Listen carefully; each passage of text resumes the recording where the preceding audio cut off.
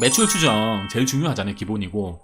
그래서 매출 추정 도대체 어떻게 해야 되냐는 질문을 주셔가지고 생각해보니까 그렇네. 매출 추정에 대해서. 근데 매출 추정 사실 별건 없거든요. 별건 없는데 사실 매출 추정이 돼야지 밸류에이션이건 뭐 이 회사가 싸다 비싸다 아니면 뭐 이익이 얼마 나겠다 뭐 매수를 해야겠다 말아야겠다 판단이 서잖아요. 그래서 매출 추정에 대해서 간단하게 좀 오늘 말씀드리겠습니다. 일단 제조업 기준으로 얘기를 한 건데요. 매출 추정의 가장 기본은 P 곱하기 Q입니다. P 곱하기 Q. 우리 레몬 부자님 잘 들으셔야 됩니다. 레몬 부자님이 질문하신 거라서. P는 가격입니다. 프라이스. 그 다음에 Q는 수량이죠, 수량. 퀀터티. 그래서 가격 곱하기 판매 수량 하면 여기 매출이잖아요, 매출. 사실 이게 기본이거든요. 근데 우리 뭐 PQC 하는데 C는 비용 단위거든요. C 쪽은 매출을 추정하는 게 아니라 비용 단위라서 사실 매출 추정할 때는 PQ로 추정하는 게 제일 중요합니다. 예. 그래서 이 PQC라고 할 때 비용 단은 이제 PQ에서 매출을 올리고 나서 C 비용 단에서 비용을 얼마나 낮춰서 영업이익률을 높이냐 뭐 그런 개념인데 C는 나중에 얘기하고요. 오늘은 매출 추정 여쭤보셨으니까 P하고 Q에 대해서 얘기할게요. 심플하죠. P 높게 팔고 가격 비싸게 팔고 Q 많이 팔고 비싸게 많이 팔면 장땡. 얼마나 간단합니까? 그래서 매출 추정을 할 때요.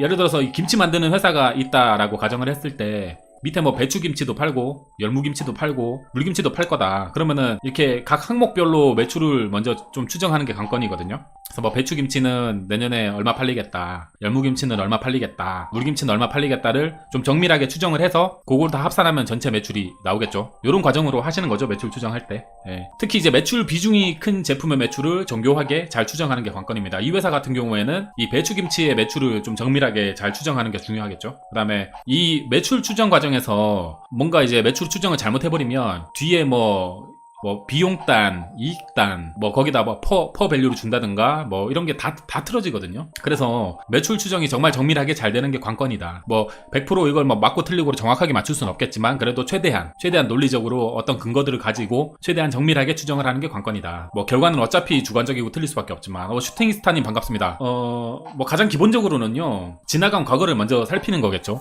왜냐면은 제가 여기 썼지만은 원인 없는 결과 없고 하늘에서 자고 일어나니까 뭐가 뚝 떨어져 있는 건 없잖아요. 기존에 뭐 했던 방식대로 대부분 갈 확률이 높으니까. 그래서 과거에 이 회사 같은 경우에 보면은 좀 뭔가 이 회사 같은 경우는 꾸준히 뭔가 좀 완전히 패턴이라고 하긴 그렇지만 뭔가 어떤 느낌적인 느낌으로 쭉 꾸준히 증가한다는 느낌이 있죠. 있죠. 그러면은 뭐 달리 질적 분석이나 이런 걸 안 해도 대충 느낌상 뭐 2022년에는 이렇게 올라올 만큼 올라오겠네 하는 퉁 때려서 일단 그 정도 툭 던지듯이 그 정도 생각은 해볼 수 있는 거죠. 예. 과거를 먼저 살피는 게 제일 기본이다. 사업 부문별 매출 추정해보는 것도 중요하지만 지역별 분석도 빠짐없이 해야 한다고 생각합니다. 그럼요. 예. 그러니까 그 매출 추정하는 거에 대해서 제가 오늘 이 짧은 뭐 방송으로 다 말씀드릴 수는 없고 제로님 말씀대로 추정할 수 있는 거는 진짜 최대한 다 추정을 해봐야 돼요. 예를 들어서 뭐 제품별, 뭐 국가별, 뭐 하다못해 뭐 여러 가지 있죠. 예. 그러니까 또 뭐 말씀하신 대로 어떤 국가로 제품이 나가냐 그런 것도 중요한 게 있고 중요한 회사가 있고 회사마다 또 뭐 다 특징이 있으니까. 예. 결국은 추정은 최대한 하지만 아주 정밀하게 하는 게 목적이라기보단 판단을 위한 레인지를 구하는 데 의미가 있습니다. 맞습니다. 예. 그러니까 결국 이제 방향성이 내가 생각하는 방향성과 맞냐 그리고 방향성이 맞다면 어느 정도 레인지 안에는 이 회사가 들어가겠지라는 그런 생각으로 하는 거죠. 예. 정확하게 콕 찍어 맞추긴 힘드니까 불가능한 거니까 그거는. 그래서 뭐 얼추 아까 레인지 말씀하셨죠. 레인지. 아까 어떤 분이 녹슨페이스님이 레인지 말씀하셨잖아요. 그래서 이거는 레몬부자님이 딱 생각하시기에도 성장률, 뭐 과거 성장률과 성장 추이를 봤을 때 뭐 딴 거 안 보고 딴 거 질적인 거 뭐 국가별 매출, 뭐 지역별 매출, 연령별 매출 뭐 이런 거 분석하는 거 빼고 그냥 딱 요것만 이 정보만 놓고 봤을 때 2022년 추정 매출이 이 세 개 중에 어디가 제일 가깝겠습니까? 회사에 별일이 없다면 뭐 캐파가 늘어나거나 줄어든 것도 아니고 뭐 김치에 뭐가 나와가지고 이물질 사건이 터진 것도 아니고 뭐 갑자기 뭐 값이 뭐 10배씩 뜬 것도 아닌다고 했을 때 그냥 이 추이대로 쭉 간다고 했을 때 2022년 추정 매출은 요 레인지가 제일 가깝지 않습니까? 요 중간에 150억에서 200억 사이? 상식적으로 생각해도 그죠? 갑자기 뭐 500억 700억 뛰고 막 갑자기 50억 반토막 나고 이러진 않을 거잖아요. 그러니까 이게 가장 기본이다. 그쵸? 예. 이건 너무 근데 우리 이제 매출 추정이 어려운 이유가 이거는 환상 속에 있는 회사들이고 실제로는 뭐 실전에서는 안 그렇잖아요. 실전에서 회사들이 막 실적이 막 둘쭉날쭉 하니까 그다음에 이제 당연히 캐파를 살피는 거죠.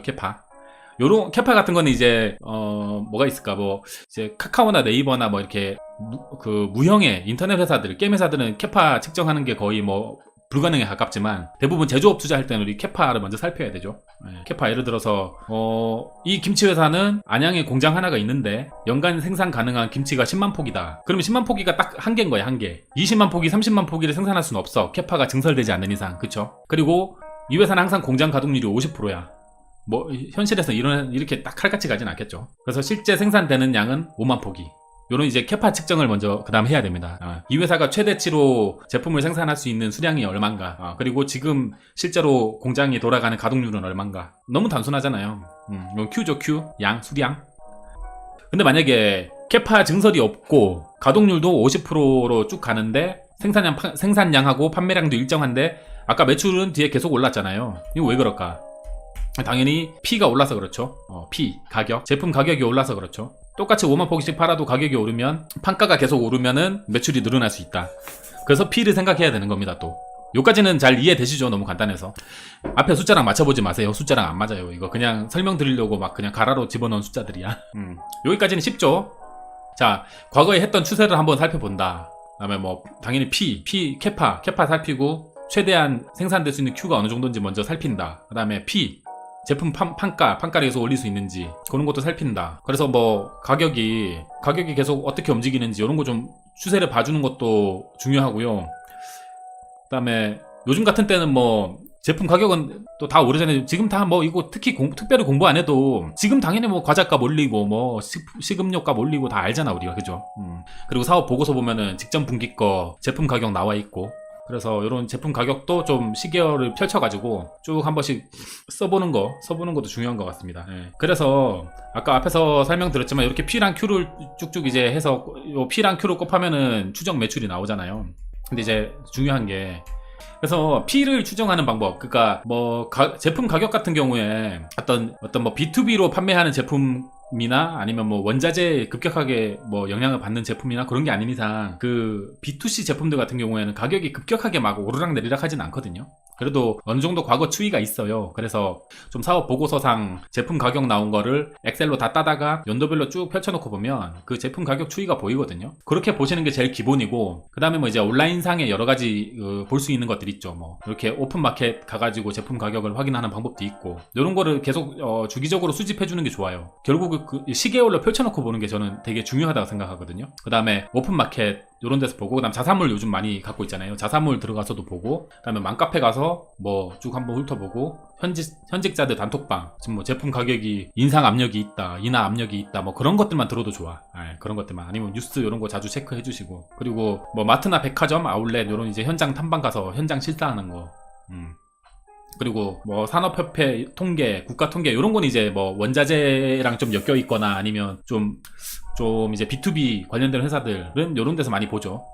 뭐 시멘트나 뭐 철강 관련된 것들, 뭐 그런 것 가격들은 또 이런 통계 사이트에서 많이 찾아보죠. 그다음 뭐 찾아볼 수 있는 통로는 무궁무진합니다. 무궁무진해서 제가 여기 쓴 게 다가 아니고 끝도 없어요. 다 창의적으로 한번 찾아보시면 됩니다. 그리고 뭐 주담이나 회사에서 통화해서 직접 물어보는 방법, 주담한테 지금 판가가 요번 분기에 올랐냐 내렸냐 그 정도만. 뭐 매출이 얼마냐, 영업이익이 얼마냐 이런 건 당연히 물어봐도 안 가르쳐 주겠지만, 제품 판가가 올랐냐 내렸냐 정도는 물어봐도 알려주거든요. 좀 올랐어요, 내렸어요, 이렇게. 그런 여러가지 정보들을 수집을 다 해보면은 어느 정도 윤곽이 잡힌단 말이죠. 그 다음에 뭐 현직자, 그 회사나 현직자 지인이 있으면 좋고, 뭐 투자자 네트워크를 활용하는 방법도 있고. 그러니까 정보를 수집하는 뭐 제가 일전에 그 밸류에이션 처음에 시리즈 시작할 때 사실 수집의 중요성에 대해서 말씀드렸잖아요. 뭐 이렇게 P 추정하는 것도 그런 거에 다 포함된 겁니다. 행복한 Y 여사님이 얼마 전에 그 텔레그램에도 써주셨지만은 뭐 공시에 뭐 어떤 회사의 수주 공시가 나온다든가, 아니면 이렇게 오픈마켓에 이렇게 가격들 떠 있는 거 있죠. 그거를 그냥 산발적으로 보고 이렇게 휘발시켜 버리지 마시고요. 좀 저번에 보셨죠? 그 LNG선 누가 이렇게 수주된 거 다 이렇게 정리해 놓은 거. 그것처럼 엑셀에다가 계속 따가지고 좀 이 기간별로 쫙 볼 수 있게, 아니면 이렇게 정리를 좀 해놓는 게 좋아요. 나중에 다 그게 돈입니다, 돈. 그러니까 엑셀로 계속 이제 정리를 하는 습관을 들이면은 많은 도움이 된다. 그 다음에 Q도 비슷합니다, Q도. 그 판매 수량 같은 거 추정하는 것도 비슷한데, 일단 Q는 당연히 기본적으로 사업 보고서에 있는 그 아까 말씀드렸던 그 캐파 확인하시고 뭐 증설 공시가 있는지 뭐 공장 가동률이 얼마인지 이런 거 추정하는 게 가장 기본이고요. 그다음에 이것도 마찬가지로 뭐 산업화폐 통계, 국가 통계 이런 거 들어가면은 예를 들어서 뭐 열연 제품이 얼마가 팔렸다 뭐 수량이 계속 나오잖아요. 나오고 뭐 아무튼 뭐 산업협회 같은 데서도 통계 구할 수 있고. 그 다음에 우리 또 투자자들 뭐 옛날에 소수만 하던 건데 이거 요즘 다 하죠. 이거 다 해서 크게 의미가 없어진 거 HS 코드 HS 코드 따다가 수출 물량 체크하는 거 있죠. 예를 들어서 뭐 어느 지역에 어떤 공장에 뭐 음식료 수출하는 거 찾으면 그게 삼양식품이다. 뭐 어디에 뭐 영천에 뭐 굴삭기 하부 부품이 수출된 수량이 그게 동일 금속이다. 그런 게 이미 투자자들이 너무 널리 알려져 있어가지고 이게 뭐 요즘 뭐 보는 게 큰 의미가 있는지 모르겠는데 이거 실제로 회사의 주담들도 얘기하거든요. HS 코드 이거 별로 우리 회사랑 안 정확한 건데 왜 투자자들이 다 이것만 보고 있는지 모르겠어요. 그럼 전화해보세요. 진짜로 그래. 하여튼 뭐 요런 것도 요거 이제 HS 코드 체크하는 건 뭐 체크하려고 하는 거죠? P가 아니라 Q 체크하려고 하는 거죠. Q. 수량이 얼마나 나가나. 그 다음에 뭐 검색어 트렌드 이거는 정확하진 않은데 요즘 사람들이 이 제품에 대해서 얼마나 검색하나 그 트렌드를 보고 옛날보다 지금 검색이 많네. 그럼 옛날보다 지금 사람들이 이걸 좀 많이 사고 있지 않을까? 그런 용도로. 그다음에 빅데이터 분석해주는 사이트 요즘 많이 보죠. 뭐 그다음에 뭐 맘카페 가가지고 어떤 제품에 대한 뭐 언급이 많아지는지 인기가 있는지 없는지 한번 싹 간보는 식으로 체크할 수 있고. 그다음에 뭐 이것도 마찬가지로 뉴스나 협회보 주간지 꾸준히 읽으면서 뭔가 이렇게 변화가 느껴지는 그런 것들이 있는지 감지하는 방법. 그다음에 이제 현장 가서 보는 거. 그 옛날에 남산주성님 그 투자하시던 초기에 휴온스였나 무슨 공장에 앞에 가가지고 계속 하루 종일 그 공장에서 트럭이 몇 대나 가나 앞에 산에 야산에 앉으셔가지고 계속 그것만 체크하신 적이 있다고 하잖아요. 뭐 그렇게 현장 체크하면서 Q 체크하는 방법도 있고 또 어떤 제가 아는 분은 그 처음에 이제 예전에 우리나라가 일본인들 상대로 그 화장품을 많이 팔았었거든요. 근데 언제부턴가 중국인들로 손바뀜이 될 때가 있었어. 그 시점에 이제 에이블 CNC라는 회사가 장사가 잘 되나 미샤가 장사가 잘 되나 확인하시려고 맨날 명동에 가셔가지고 미샤 그 입구에 그 의자 놓고 앉으셔가지고 그 미샤에 중국인 관광객이 몇 명 들어가고 몇 명 나가는지 시간대별로 표 손으로 다 정리하셨대요. 다 정리하셔서 야 이거는 대박이다 해서 투자하셔서 큰 이제 수익을 내신 경우도 있고. 뭐 어떤 헤지펀드 같은 경우에는 인공위성을 띄워서 공장을 감시한다 그러죠. 공장을 감시한다 그러고 또 어떤 데는 막 쓰레기통 영수증 뒤진다 그러고 뭐 매장을 방문해보면서 사람이 많은지 적은지 좀 체감적으로 아는 방법도 있고 뭐 방법은 무궁무진합니다. 예. HS 코드는 업황 체크 정도로 보는 건 그러니까 아예 안 보는 건 또 그렇고 보더라도 이제 체크 정도로 남들 다 보는 것도 안 보는 것도 그러니까 예. 월세방 들어가서 감시하는 분들도 있고 맞습니다. 월세방 감시도 있고 월세방 들어가가지고 회사 점심시간대마다 구내식당 가가지고 직원들하고 친해지는 분들이 있었어요. 그래서 막 이제 직원들한테 친해져가지고 막 회사 동향 물어보고 막. 그러니까 뭐 이 행하자고 하면은 방법은 무궁무진합니다. 제가 옛날에 또 썼던 글에 그런 것도 있었죠. 그 제지주 투자한 친구. 공장이 얼마나 돌아가나 보려고 공장 주변에 빙빙 맴돌면서 휴일에도 공장 돌아가네 막 하면서 연기 그 굴뚝에 연기 올라오는 거 보고는 되게 기뻐하고 막 JP모건 아니고 아마 그 JP모건도 그렇게 하나 보다. 그리고 그 공매도 치는 회사들 공매도 하는 회사들 그런 거 많이 하죠. 왜냐면 공매도 같은 경우에는 숏 치는 같은 경우에 리서치가 우리보다 더 대단해요. 그러니까 가치 투자자들보다 리서치 수준이 더 깊어요. 왜냐면 숏은 더 위험하니까. 확실한 근거를 갖고 숏을 쳐야 되잖아요. 롱이야 틀려도 살짝 다치지만 숏은 틀리면은 크게 다치니까. Q 체크할 때 온갖 것들 하는 것 같네요. 매장 잠복하면서 몇 개 팔리나 본 적도 있습니다. 맞아요. 매장 잠복하는 게 또 기본적인 또 수법이죠. 아파트 분리수거장, 분리수거장 맞아요. 아파트 분리수거장도 보고 예를 들어서 뭐 맥주병이 얼마나 나오나. 친화력도 한몫하고 친화력도 있어야 돼. 있으면 좋아요. 맞아요. 스타벅스 그 중국 이름 뭐야 그 중국의 스타벅스라 해가지고 요즘은 이게 뇌세포가 죽어가는지 기억력이 루이싱 맞아요. 루이싱 쇼치인데 있죠. 그 회사 이름 뭐야? 흙탕물의 의미를 가진 그 쇼치는 헤지펀드 있죠. 거기서 쇼칠 때 영수증 체크 전국 매장에 직원들 다 놓고 실제로 손님이 몇 명 들어가고 나가는지 다 체크하고 영수증 다 수집해가지고 이게 매출이 안 맞네 해가지고 쇼친. 근데 이제 제가 앞에 말씀드린 거는 대체적으로 좀 락바텀이 있는 회사들, 그러니까 B2C 회사들이나 뭐 어지간해서는 뭐 회사가 크게 잘못 안 하고는 매출이 크게 빠그라질 일이 없는 회사들은 앞에처럼 추정하면 얼추 뭐 레인지 맞추기는 쉬워요. 근데 좀 어려운 회사들이 이제 B2B 회사들 중에 수주업들 중에 시클리컬한 애들.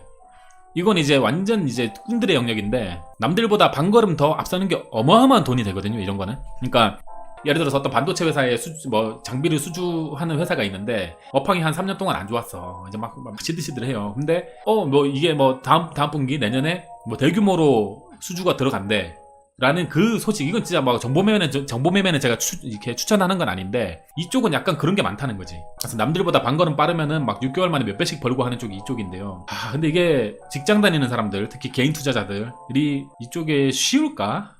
나는 그게 좀 항상 이쪽은 항상 의문이 있어요. 뭔가 수주업인데 남들보다 반걸음 더 빨리 하는 게 어마어마한 돈이 되는. 그래서 제가 이쪽이 왜 어렵다고 말씀을 드리는 거냐면, 만약에 고객사가 촘촘하게 다변화돼 있고 수주가 끊임없이 들어오고 하면은 뭐 어차피 소비자 회사랑 비슷해요.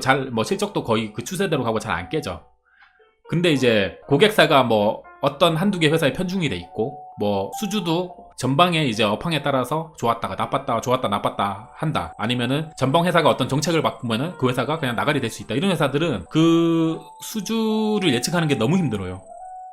너무 힘들어. 그리고 뭐 스프레드형 기업도 마찬가지인데 수주업 형태의 기업도 마찬가지고요. 어떤 선행 지표라고 예상되는 지표는요, 나만 보고 있는 게 아니야. 남들도 다 보고 있어.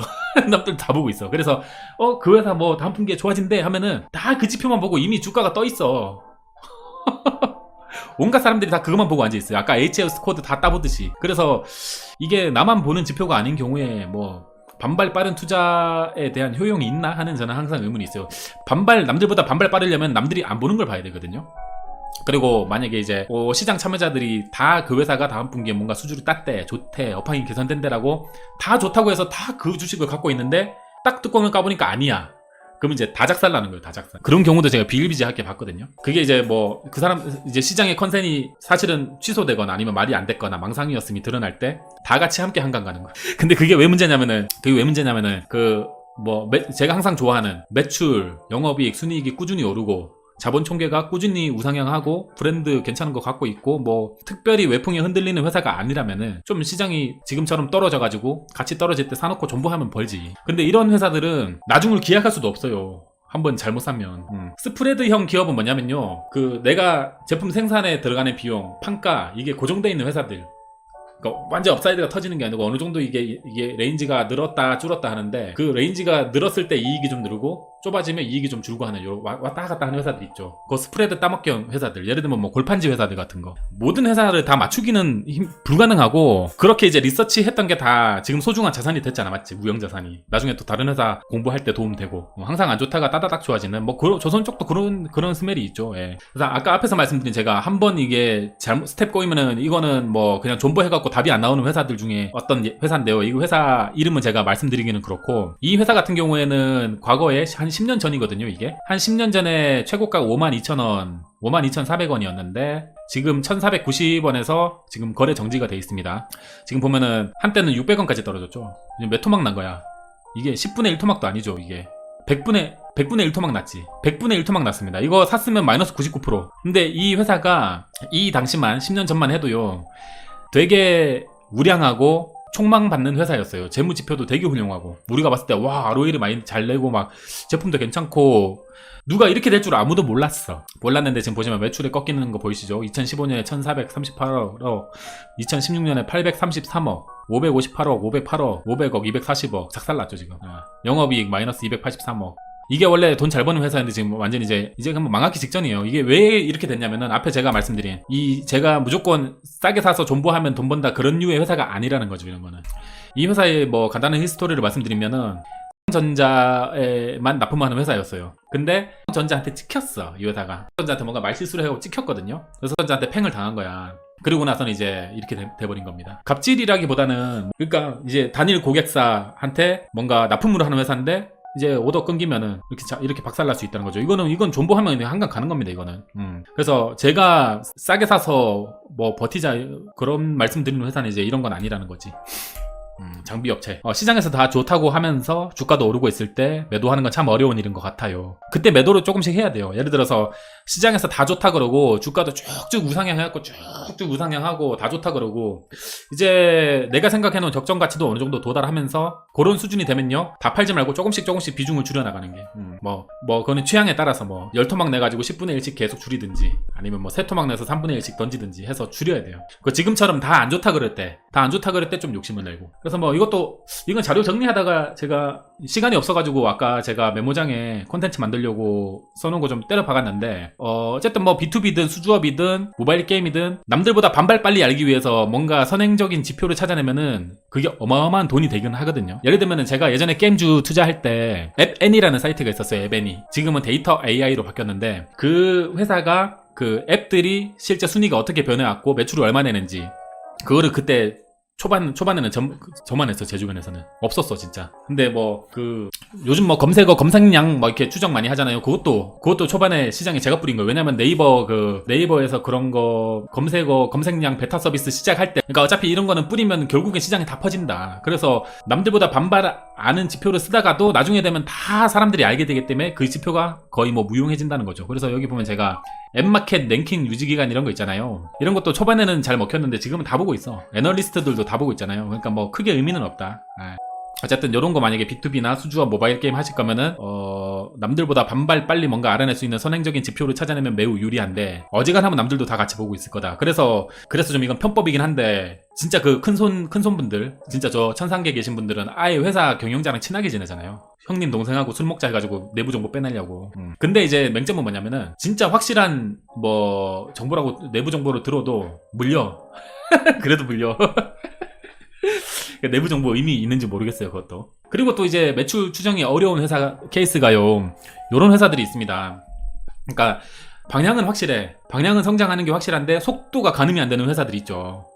속도가 가늠이 안 되는 회사. 뭐 매출 성장 어마어마하죠. 5억, 10억, 285억, 697억, 막 1조 8,900억. 이런 기업이 만약에 존재한다면은, 이거 뭐 이 정도 수준의 성장 속도는 아니어도 뭐 최근에 시장에 이런 회사들이 좀 있었죠. 뭐 카카오라던가. 근데 이런 회사는 2022년, 23년 매출 추정을 어떻게 해야 되냐는 거지. 아까 더 녹슨페이스님이 레인지 얘기하셨잖아요. 이거는 레인지 추정이 너무 어렵죠. 왜냐면은 이렇게 느리게 요런 추세로 가는 회사는 레인지가 분명히 요 어디 있을 텐데 좀 이게 좁은데, 이렇게 가는 회사는 레인지가 여기 있을 수도 있고 여기 있을 수도 있단 말이야. 레인지가 이렇게 넓어진단 말이죠. 그래서 이런 게 또 매출 추정이 어렵다. 그리고 이런 경우에는 이미 어마어마한 고평가를 받고 있을 거거든. 그래서 멀티플이 살짝만 틀어져도 막 가격이 막 이렇게 올랐다 이렇게 내렸다 할 거라고. 내가 만약에 고점 물면 이거는 회복이 안 될 거란 말이죠. 그래서 이런 것도 어렵다. 저 정도면 조이팔이라고? 삼성 반도체 이래도 삼성전자 물리고, 아마 회사 임원들 내부 정보 갖고 매매해도 많이 물릴 거예요. 그러니까 자꾸 뭐 이렇게 정보 매매 있죠, 정보 매매. 어떤 정보에 뭐 이렇게 의존해서 하는 그런 것보다는 확실한 근거와 데이터를 갖고 움직이는 게 좋아요. 확실한 근거를 찾아서. 그래서 또 이런 경우가 있겠죠. 만약에 아까 앞에서 우리 봤던 그 꾸준한 회사 있잖아요. 꾸준한 김치 회사. 그런 경우에도 또 멀티플을 많이 받을 가능성이 높거든요. 왜냐면은 성장성은 느리지만 추정 가능성이 높잖아요. 그러니까 금융시장에서는 불확실한 걸 싫어하고 약간 좀 예측 가능성이 높으면 좋아하거든. 근데 그런 회사들은 예측 가능성이 높기 때문에 약간 밸류를 많이 받고 있을 수도 있는데, 만약에 그런 경우에 P 또는 Q에 급격하게 영향을 미칠 일, 예를 들어서 김치에 개구리가 나왔어. 뭐 그런 나쁜 영향이 주면은 당연히 주가가 급락을 하겠죠. 일단 급락을 하겠지. 그래서 그런 경우에는 일단 팩트 체크가 최우선이겠죠. 진짜 그 김치에서 개구리가 나왔냐. 먼저 해보고 팩트 체크 확인 후에 이 이슈가 장기적으로 회사 실적에 영향을 미치겠다 싶으면 빨리 밸류에이션을 해가지고, 야 이거 내가 갖고 있는 거 지금 불안한데 비싸게 갖고 있는데 이거 회사 실적이 더 꺾이고 하면은 안 좋겠다 싶으면 비중 빨리 축소하고, 팩트 확인 후에 이 이슈 뭐 잠깐 들끓다가 잠깐 뭐 한두 분기 적자나다가 뭐 올라오겠지 싶으면은 주가가 급락할 때를 주식 매수의 기회로 삼는 게 좋다. 근데 만약에 반대로 어떤 이제 내가 투자하고 있는 회사, 꾸준히 가고 있는 회사에 P나 Q가 급격하게 좋아질 어떤 영향을 줄 소식이 생겼어요. 또 팩트 체크를 해야 되겠죠. 진짜로 이 회사 뭐 물량이 갑자기 뭐 엄청나게 나갈 거다 다음 분기에, 거의 뭐 이제 팩트 체크가 되면은 이미 그런 소식은 빠르기 때문에 주가가 이렇게 올라가 있을 거라고요. 그러면 이제 이게 장기 이슈다라고 판단되면은 밸류에이션을 빨리 다시 해가지고 좀 적정가를 끌어올리든지 해서 주식을 추가 매입할 수 있고, 만약에 팩트 확인 후에 이게 그냥 잠깐 좋았다가 다시 만다 그러면은 그것 때문에 주가가 급등했을 때 비중을 빨리 축소하는 게 좋죠.